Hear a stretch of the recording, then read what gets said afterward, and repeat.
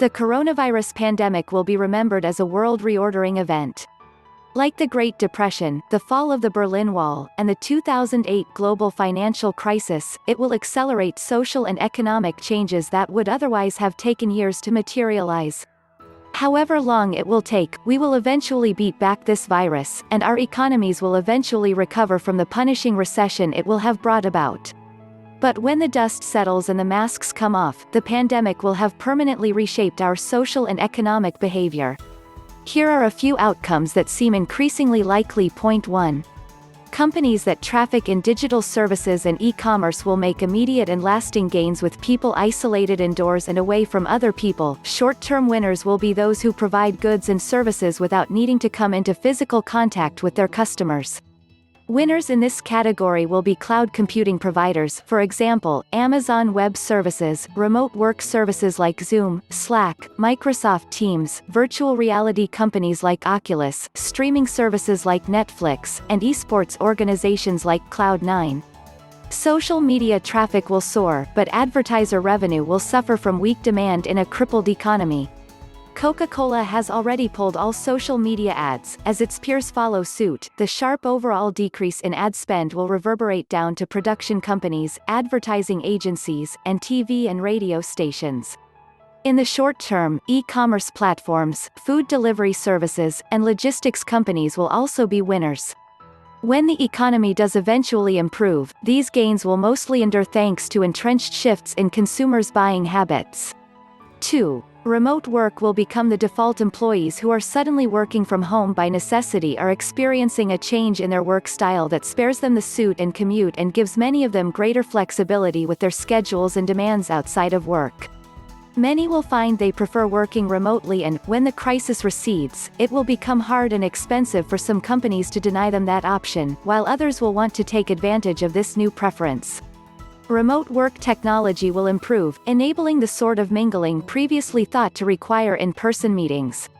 This will cause a severe downturn for commercial real estate as companies drastically cut the size of their workspaces. Coupled with stricter travel restrictions and mandatory quarantines for foreigners entering certain countries, this will also put severe strain on industries reliant on business travel. It will also lead to an exodus of white-collar workers from big cities. Once companies' remote work routines have been smoothed out, their newly remote-capable employees will have the flexibility to move out of dense cities and into lower-cost areas.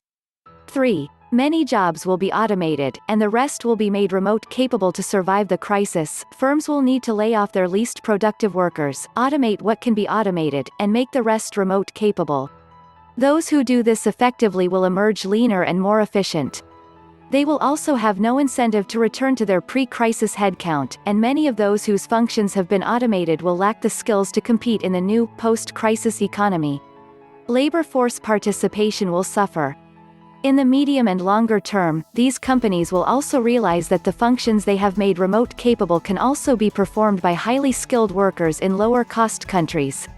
In short, jobs will first move from in-person to remote domestic, and in time they will go from remote domestic to remote overseas. 4. Telemedicine will become the new normal, signaling an explosion in medtech innovation in a matter of weeks. Regulatory barriers to telemedicine in the US have largely fallen. Doctors in the U.S. now perform remote visits across state lines, can email and video chat patients in compliance with HIPAA, and Medicare and health insurance providers have to now reimburse telemedicine services.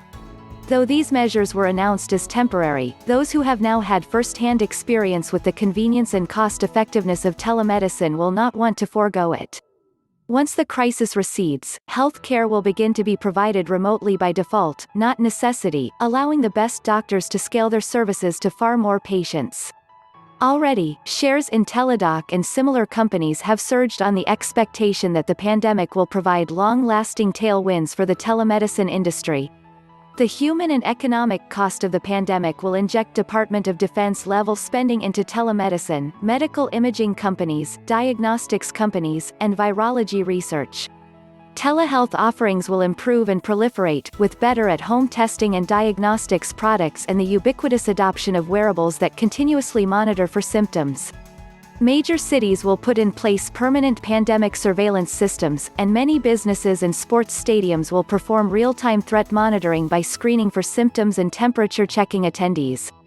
5. The nationwide student debt crisis will finally abate as higher education begins to move online. The pandemic has forced numerous universities to move classes online, prompting calls from students for reimbursements of tuition and expenses. If, come fall semester, universities are still teaching online, what percentage of those students will re-enroll at pre-crisis tuition levels? The worldwide remote learning experiment that is currently underway may demonstrate that higher learning can function effectively at a fraction of in-person costs. If it does, it may lead to a reckoning that transforms the delivery of higher education, particularly for less selective universities, as students reweigh the costs and benefits of a 4-year residential experience. Universities will also face pressure to cut costs from the severely cash-strapped state governments that fund them. Many will eventually adopt hybrid models that limit face-to-face learning to project-based assignments and student working groups. These will dramatically cut costs, while allowing the best instructors to scale their insights to more students. They might also make a compelling case for broadening access to elite universities, whose small cohorts have historically been justified on the basis of physical constraints inherent to classrooms and campuses. 6. Goods and people will move less often and less freely across national and regional borders. Countries will retreat into themselves, borders will become less porous, and international trade will slump. To bolster their ability to survive extended periods of economic self-isolation, governments will push to strengthen domestic manufacturing capacity and step in to inject adequate redundancy in critical supply chains. Even before the pandemic struck, higher wages in China, international trade wars, and the rise of semi-autonomous factories had already prompted firms to reshore manufacturing, bringing it closer to domestic research and development centers. The coronavirus crisis will accelerate this trend. Increasingly, corporations will favor the resiliency of centralized domestic supply chains over the efficiency of globalized ones. Lacking support to protect the shared gains of worldwide economic integration and globalized supply chains, the multilateral institutions of global governance established in the 20th century will, if temporarily, begin to fray.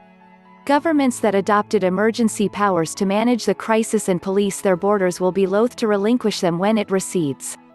Governments will conduct more widespread and more intrusive surveillance and claim broader authority to monitor and respond to viral threats.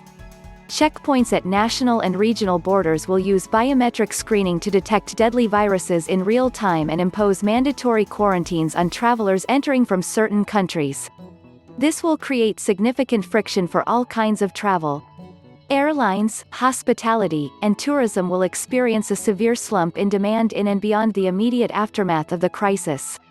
7. After an initial wave of isolationism, multilateral cooperation may flourish. After an initial retreat from globalization, countries might come to recognize that technological and viral threats are existential, and therefore require international cooperation.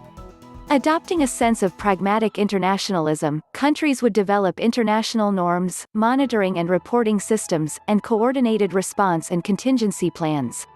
When the next pandemic strikes, global monitoring and reporting systems would detect it earlier. A coordinated global response would make self-isolation orders effective, shortening the economic shutdown and hopefully sparing lives.